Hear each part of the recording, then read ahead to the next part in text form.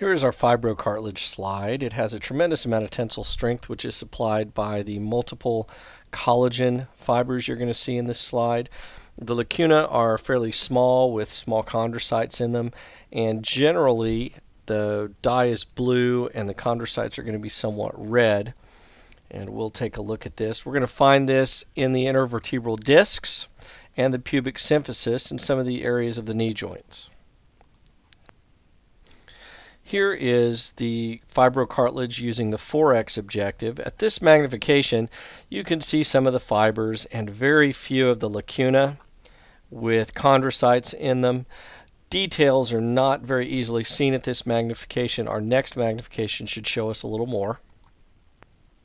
Here is the same slide using the 10x objective. We can see more detail here.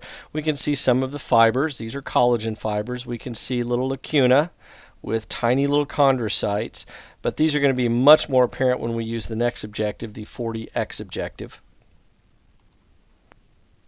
Now here is fibrocartilage using the 40x objective. This is the magnification in which we can see most of the detail.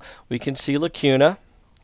We can see these little red chondrocytes, and the collagen fibers are very apparent in this magnification.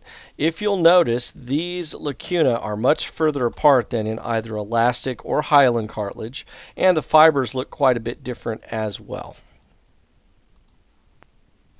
Now, I was a firm believer as an undergraduate of using little survival techniques. I tried to look at slides and think of something that would help me remember them.